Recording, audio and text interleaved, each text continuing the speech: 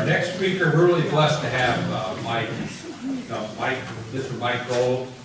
He's Associate Director at the University of Missouri in the Department of Agroforestry. He is head of the research for the Chestnut, as I talked about earlier. He's got a wealth of information. If you really want to know the types of chestnuts to plant, this is the time to listen.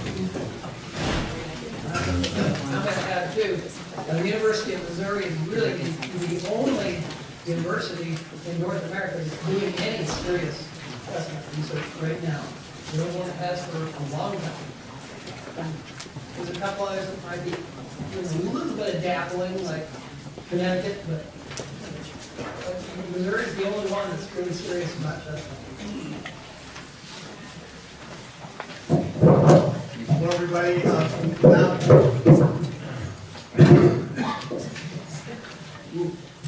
Is it working? Yep, it's on. Okay. Well, now that lunch is settled in and we're all You're going to have to speak into it, just though. about to fall asleep. Tom and Kathy asked me if I'd come up. I'm delighted to come up. We've really been working together for a couple of decades. And I just want to tell you a bit about what we're doing down in at the University of Missouri Center for Agroforestry. And I'm happy to even take questions as we go, but it might be easier if I just walk through it and then take it from there. One of the issues that growers face with all the specialty crops is not planting good, well-chosen genetic material. So, you know, you can set yourself back basically permanently if you end up planting inferior material, inferior germplasm from the get-go. So a lot of folks are getting into specialty crops, chestnut, maple, pawpaw, elderberry, and it behooves you to try to get good material from the get-go. Unlike what we just heard about from the previous speaker, if you want to get into the business of growing these things, you probably don't want to get your material from the state nursery. If you want to plant it for wildlife, that's fine. If you want to plant it for the end product of the berry or the nut, you want to have superior genetic material from the get-go. The other thing is, until recently, we haven't had good financial information about planting these crops, so that is not necessarily true anymore. And as you heard from Tom and Roger, chestnuts are very, very solid material. And then again, until recently, we haven't had good supporting infrastructure, which means that, Tom, you said you had the same meeting 20 or 25 years ago? Say again? Didn't you say we had a chestnut conference 20 years ago? Yeah, in Wapello. In Wapello. 25 years ago next And month. you also said that we didn't really know anything at that time.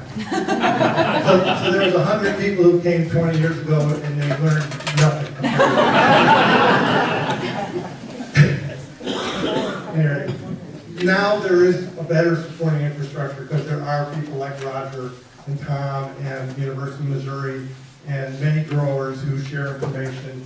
By the way, I think my second to last slide will remind me to mention again that there is the Chestnut Growers of America, which is the sole industry group that represents people that are serious about growing chestnuts for nuts.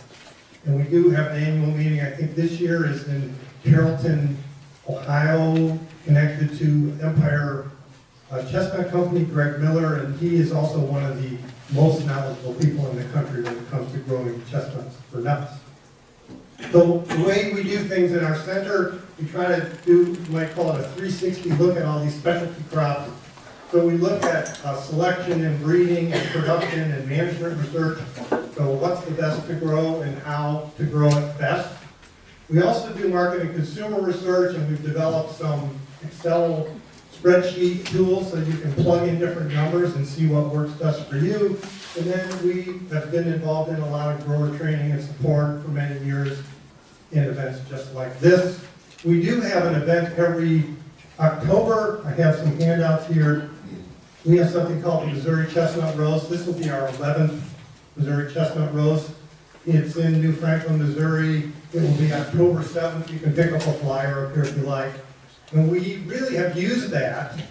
Roger, I think Roger mentioned that Most of the automatic clientele are people from Asia, like Korea, Japan, or China that are familiar with chestnuts, or people from Southern Europe that are familiar with chestnuts.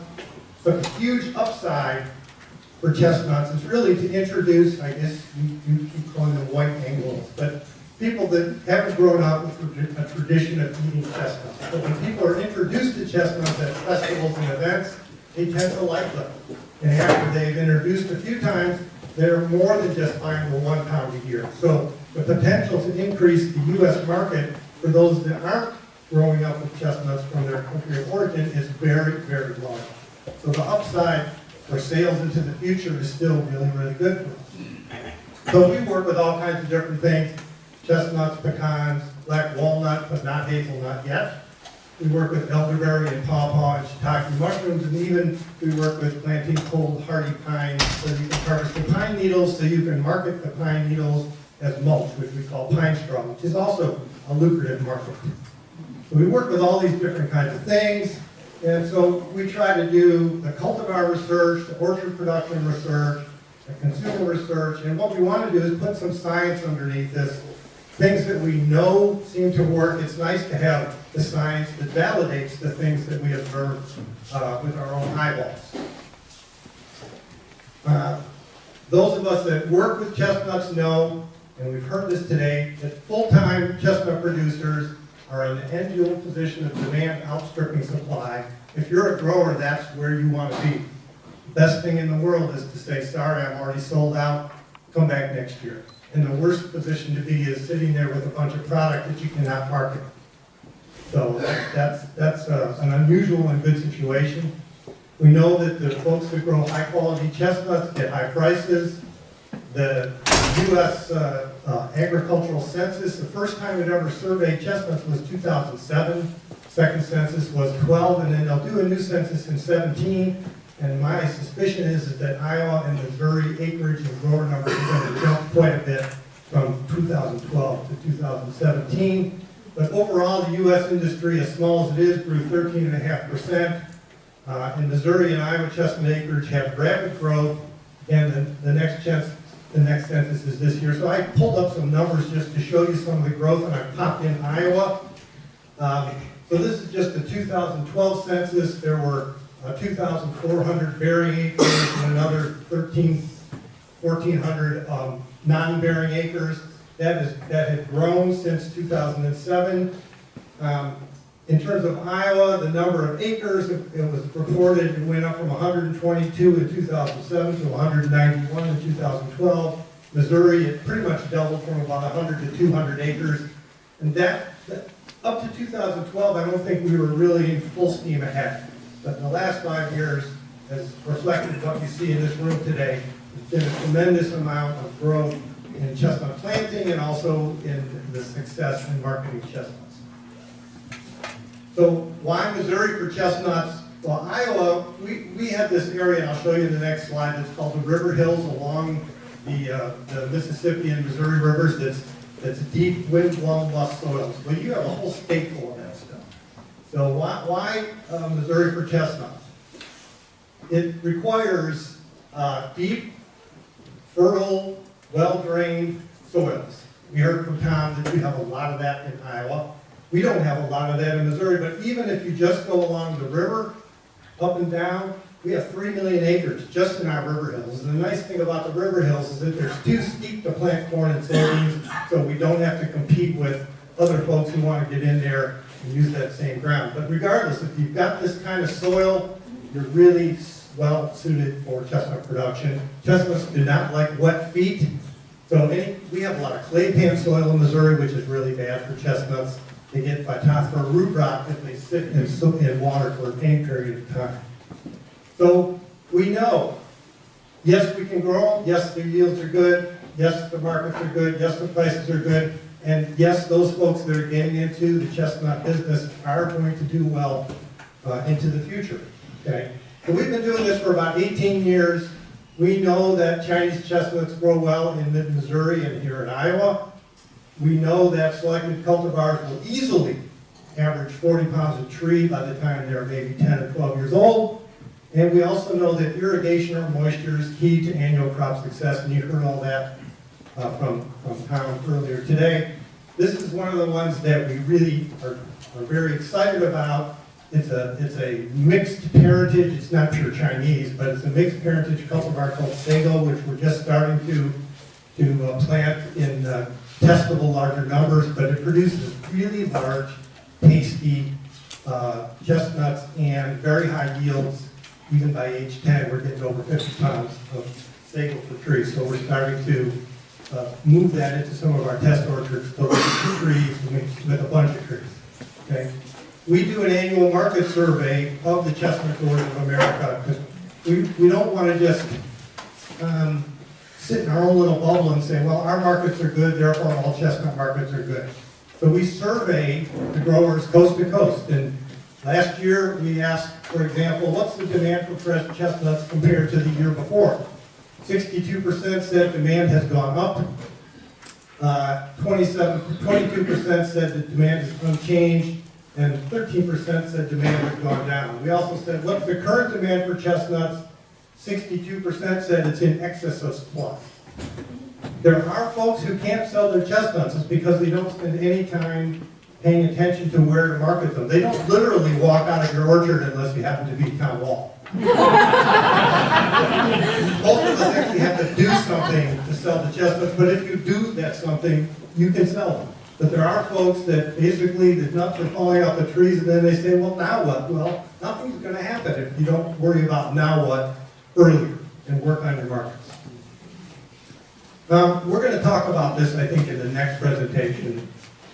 And we recommend cultivars where I am in Missouri, but cultivars are not the only way to go, but they are a way to go. So we happen to have a climate zone that's a little warmer than here, and we have had, in 18 years since I've been there, only one spring frost freeze failure. Other than that, we've never had a cold snap in the fall or the spring to knock out our cultivar production. One thing about cultivars compared to seedlings, they're super predictable because they're clonal.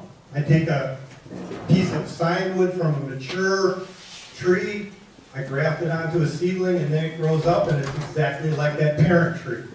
All the apples that you eat, all the peaches that you eat, all the plums that you eat, everyone has a name, right? Anjou pear, Macintosh apple, those are all clonal. Every one, it's not from seed. Now, chestnut does seem to do pretty well in terms of the seedlings being pretty close to the parent cultivar tree. But there is variation. If you have 100 children, there's going to be 100 variations of you and your wife. Right? They're not clones. You have 100 chestnut seedlings from a king cultivar, there will be variation. So, you know, if your climate is a little iffier, if you worry about graft failure, chestnut seedlings are more robust. They're sturdier. You never have a graft failure with a chestnut seedling. They do take longer to come into production, and you don't necessarily know if they're going to be 80% winners, 40% winners, 90% winners. You don't know until they get into production. So there are, pluses and minuses. But every cultivar planted performs almost exactly the same. The grafted cultivar sign wood is mature, so grafted trees come into production earlier than seedling trees will. And once you have your grafted orchard material, you can just take your own sign wood and graft it on your own seedlings and make more grafted trees. So once you've made that early initial investment, you can propagate your own in the future. So commercial production, most tree nut seedlings take 3 to 5 years longer to produce. They are variable, they are not necessarily as consistent, and you don't know how any of the seedlings are going to perform over time, even though chestnuts, again, tend to do pretty well relative to the parent tree. And we don't know about nut quality. Okay. Same thing, there's variation in every single trait when you plant a seedling, but when you plant a cultivar, it should be exactly as that parent mother tree because it is a clone. Are you sure you don't want to wait till we get to the debate? Well, he keeps saying 20 by 20. I'll say 30 by 30 to start out right now. It's not really a debate. It's just a matter of the right tree for the right place, right? And I understand that, and I know that, you know, as you get north of where we are, and you do have a little bit, you know, later spring frost and earlier fall frost, it might make sense to do seedlings. I have no problem with that. I'm just suggesting that, you know, they're both viable.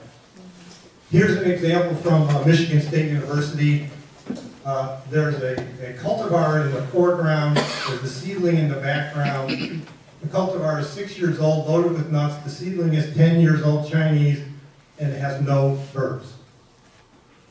So that's an extreme example, makes a good photo. But the point is, you know, if you have seedlings, you won't know until they're older, and then you're going to find it out. Now, you know, that's just the way it goes. All right.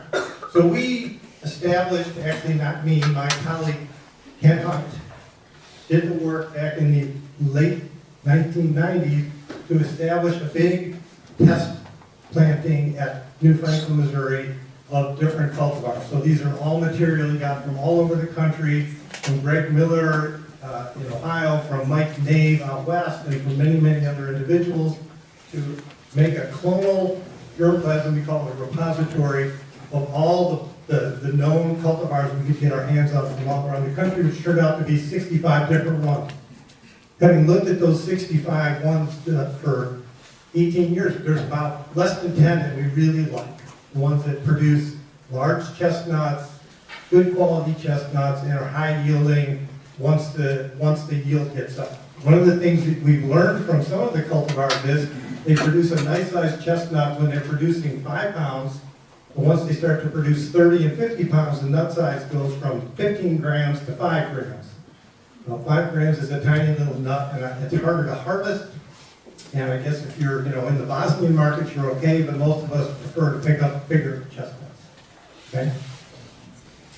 So we have been encouraging people to plant cultivars. We know that there's a lot of successful growers, and we know that consumers are receptive when they're exposed to chestnuts. Again, direct to market retail wholesale prices are good. Quality product is essential. And also, if you have point of sale information on our website, downloadable as a PDF, we have some little things that you can put, fourfold things you can put in with your point of sale material for chestnuts, which tell people basically how to grow them and how to cook them and so on and so forth. All right, so we have the germplasm repository with 65 cultivars.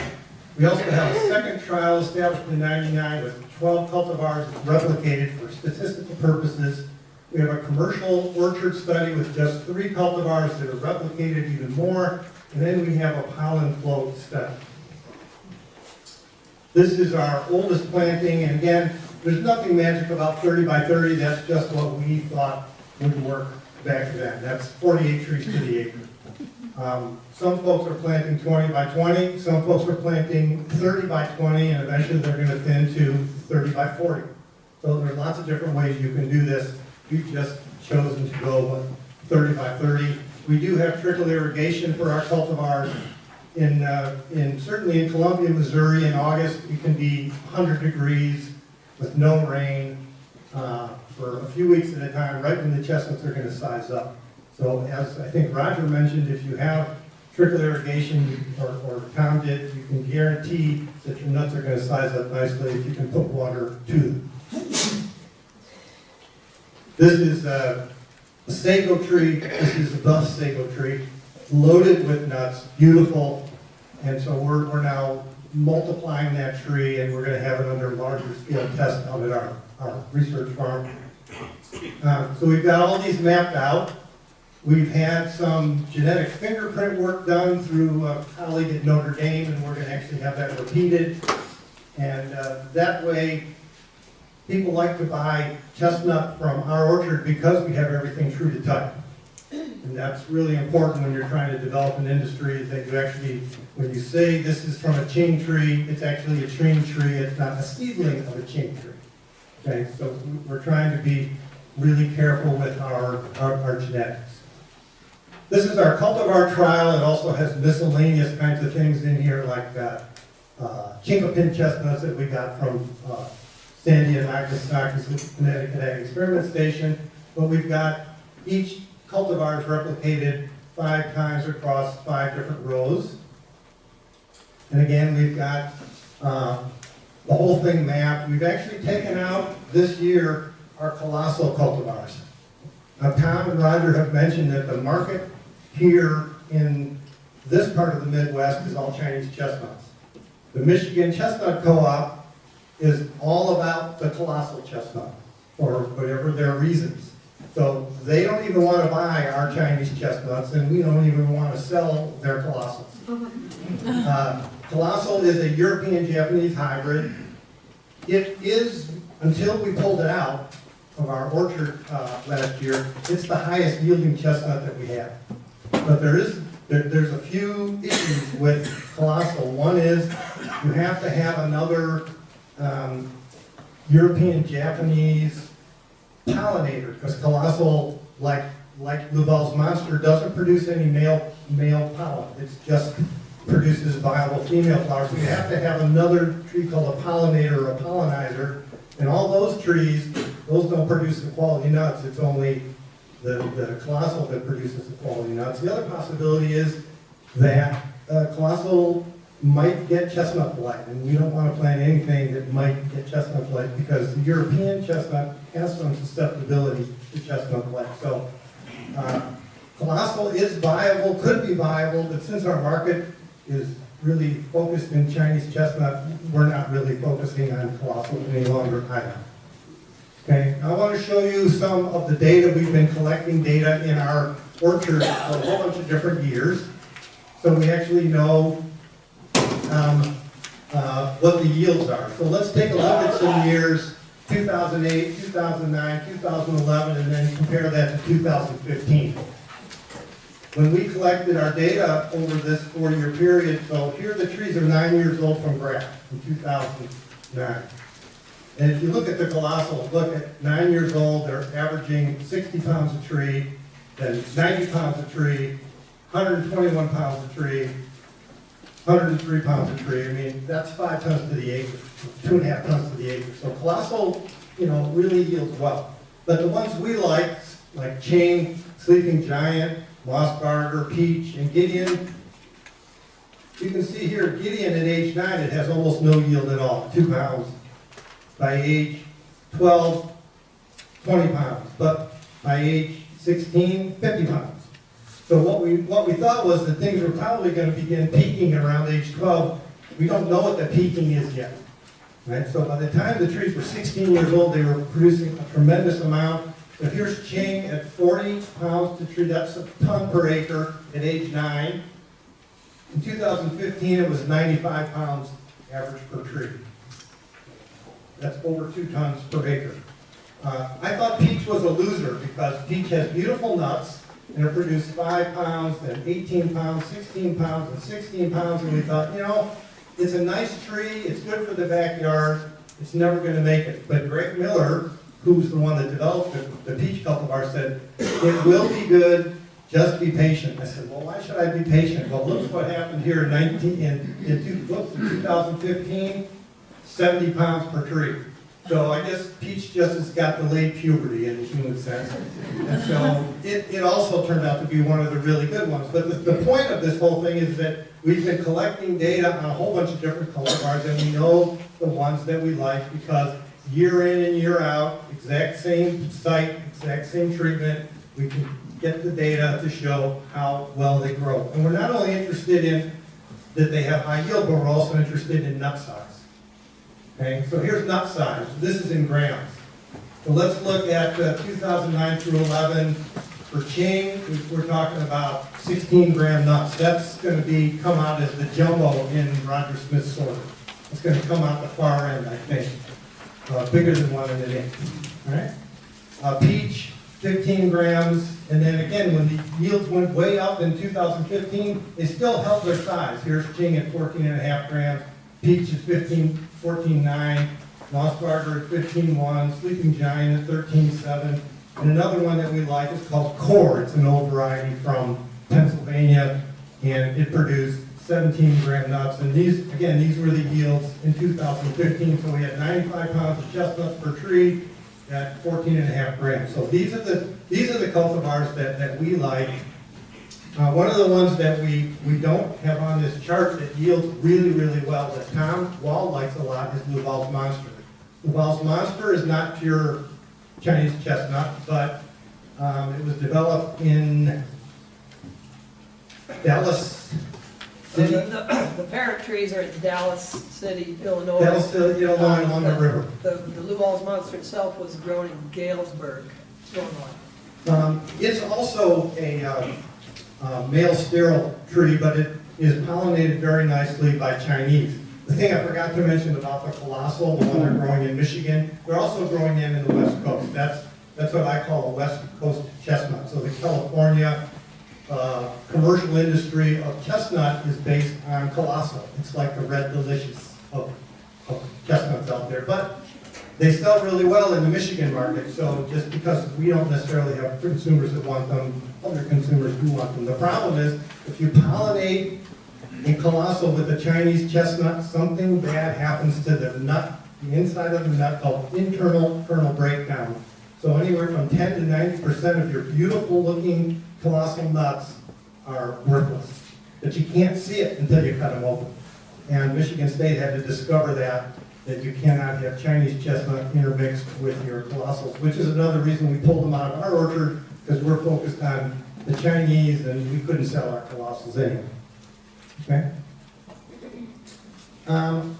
So the other thing is, we try to make some assessments about them. A West Coast and Michigan favorite with internal kernel breakdown, so it's a European by Japanese, we gave up on it. There is, again, when we get into the plus and minus of seedlings and cultivars, if you have a seedling, you never have a graft failure. If you have a grafted tree, you will have graft failure. And one of our favorite cultivars that we really, really like is called Eaton. Beautiful, beautiful chestnuts, high producer, very tasty, excellent all the way across the board. But we noticed at age 7 and 8 and 9 and 12, we had graft failure, and you can't even tell why. There's no swelling of the graft, there's no sprouting at the base. You can just see that the male catkins hang on the top of the tree, and you know that there's a problem. So some of these cultivars do fail. King tends to fail a little more than others, but it also is one of the very best and nicest chestnuts. And if you're good at grafting, you can overcome that. Okay. Sleeping Giant is a mixture of Chinese, Korean, and American chestnuts. And again, we evaluated all these. Willamette was a chestnut that we thought was really going to be good early on, but it was one of those when the yields went up, the nut size really tanked. So it's very inconsistent in its nut yield year to year to year, so we took it off our good list, and we don't really recommend it any longer. Okay? Something else that I wanted to show you, this is a new study that we have a visiting scientist doing. It's called a nut quality study, and so she's looking at which of these cultivars, and she's using all of our favorite cultivars, which of these cultivars hold up best in long-term storage. As a grower or marketing like Roger, he doesn't want to hold on to chestnuts for more than 2 weeks. But if you have it in your fridge, it'd be nice to know if it's good still in December or if it's good still in February. So we will, by June, have some pretty good data about which ones actually last better than the other ones. But one interesting fact I wanted to show you. We graded some of these out, and notice in terms of the largest size chestnut, Mossbarger only has 60% extra large, 39% large. Auburn Homestead, 68% large, 31% large. Hong Kong, 27% large, mostly extra large, mostly large. Whereas most of the ones we like, Sleeping Giant, 96% are the jumbos of all the nuts that, graded out. This is pounds. Gideon, 94%, Peach, 92%, Core, 98%, and Ching, 89%. So all of those cultivars, pretty much all the nuts that come down from the tree are large. Really, big. In this scale, extra large, okay? So taking this a little more down into the weeds of research, we're learning which cultivars will produce not only lots of nuts, but almost all big nuts, okay? And if big nuts are the easiest things to market and you have a good market for them, that's another reason to pick one cultivar over another. As I said, we're going to, the newest one we're taking a close look at is called Sago, and we're putting this in a couple of our different orchards now. In 2015, it yielded 56 pounds and was almost 22 grams, which is bigger than anything else we have. We've seen a lot of trees when they produce 5 pounds have 22 gram nuts. But we had never seen anything with 55 pounds produce 22 gram nuts. They're really big and they're really beautiful, and so we'll see. We'll take a look. Okay? It's a complex hybrid, European, Japanese, and Chinese, but we don't know exactly what it is, but it works. Okay? This is what we call our commercial production orchard. So we've got multiples of 3s of different kinds. The ones where there's little trees here, these were, when we planted this in 2001, we put them in as Willamette because we thought Willamette was a winner. And then after a few years, we developed the expression Willamette, damn it, because the nut size went down really small. And so we replaced Willamette with the KOHR core chestnut. Okay, and that's just kind of a look at that orchard. Those are 26 by 26 because Ken Hunt put them in at 26 by 26 for no other reason. He actually did have some where we were going to try to make a hedgerow, 26 by 13, and we were going to plant them or prune them in kind of ellipses so that they were really thin between trees and they could grow way out into the row. Turns out that's a ton of labor, so I had them all thin to 26 by 26 because I said forget it. And again, we've got all these mapped out. We also did a pollen flow study. And one of the questions is, well, how far can I plant my chestnuts apart and still get really good pollination? And from our data, at least with young trees, the answer was no more than 60 feet. Okay? So if you have a row of chestnuts and 100 feet away, you have another row of another cultivar, you might have pollination problems, especially when the trees are swollen. You know, we're talking about 20 feet by 20 feet, 30 feet by 20 feet, 30 by 30. This isn't really an issue for us so much, but we asked the research question, is there a difference? And the answer is yes. Okay? How to improve yields. Okay, so one possibility, the Chinese, this is a Chinese chestnut, right? It's native to China. It turns out that eastern United States climate and eastern China's climate are actually quite similar. And we have a lot of similar species in eastern United States and China. We have ash trees, oak trees, spruce trees, pine trees, maple trees, pine locust trees, chestnut trees, different species native to China, different species native to eastern US, but many of them will grow, you know, back and forth. But the Chinese chestnut, Castanea mollissima, grows from, let's say, a climate like Michigan to a climate like northern Florida. And so we know from our hardiness zone maps that if I'm taking a Florida equivalent chestnut from China and I'm planting it up in northern Iowa, it might not do so well.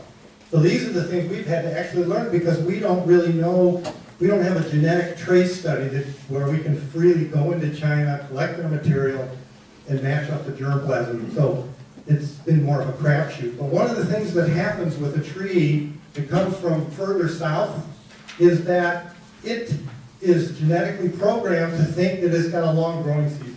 So what happens for some of those Chinese chestnut cultivars planted in Columbia, Missouri, is that they not only flower once and set a burr, but they keep growing and they set a secondary flowers and they have a secondary burr. And in some seasons, when I'm out there harvesting in October, there's flowers again for the third sequence.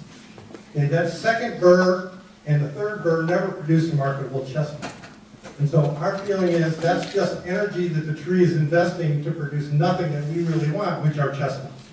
Okay, so when we're selecting, we would really like to see chestnuts that flower once and just don't want to be reproductive mode all year long. Okay, so that's something that we're observing.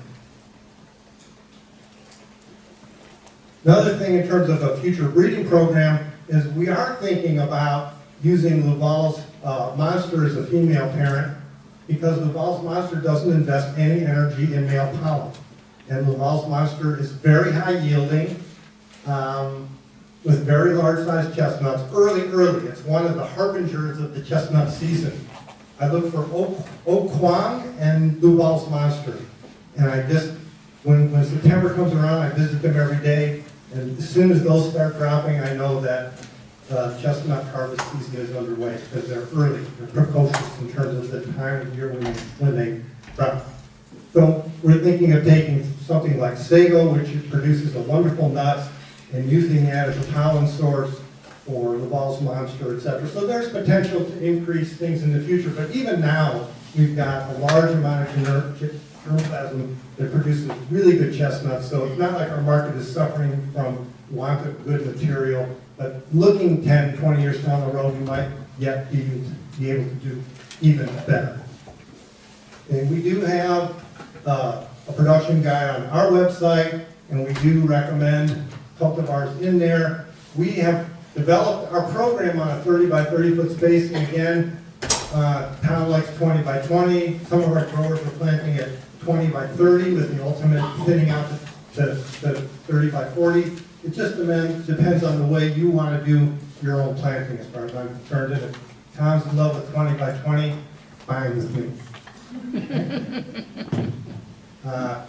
So, you need to train the growers like today, okay? You get more orchards established, and this is in fact unveiling. It's really nice because I came to University of Missouri from Michigan State in 1998, and I've really seen this whole thing unfold before my eyes in the last 18 years, and it's really exciting to see it happen, okay? So there's a couple different things. So we do 30 by 30. We do put a trickle irrigation line down underneath the trees. And one way is to put the trees in direct parallel rows, which is nice for mowing, as Tom has said. Or you can stagger every other row so you maximize the light a little bit better. Okay? And so one of the things we thought about with cultivars, to make sure that you don't have any problem with pollination, is to plant a double row. So you could have a row of core and a row of core, and next to it a row of ching and a row of ching. On the other side, a row of ching and ching. So if you look here, 30 feet to a different species, to a different cultivar, 30 feet to a different cultivar. So you have the nice thing about a double row with the cultivar anyway is that all those trees in those two rows are behaving exactly the same. So when you're harvesting in those two rows, you're always, when they're dropping, and you're picking up a very high quality nut that drops exactly at the same time. If you have seedlings, or if you stagger everyone differently, then it's just a big mishmash of when you pick up. So this, in terms of commercial harvesting, we think that the double row system is going to work pretty well. Okay, we do have a Chestnut financial decision support tool. It's on the center's website, Excel spreadsheet. It's there for you to download, and you can play with it. You can change a lot of the parameters for establishment and management and harvest and marketing and pricing. You can change the spacing, etc., and see what the bottom line comes out in terms of financial results, internal rate of return, years to break even, etc. Okay? Wanted to show you, Tom talked about using the tree tubes. We don't use tree tubes. Way down there and not so many miles away, we use the cages. Okay? We just, and what we like to do, this actually is a commercial production orchard. I looked at the price of those tree tubes, and I can build a cage for less than I can buy one of those tree tubes. Even with a piece of rebar on both sides, and then I can reuse the cage. You don't get any rabbits, you don't get any deer, but you don't add any kind of greenhouse effect on it either. So it's, pluses and minuses. But we use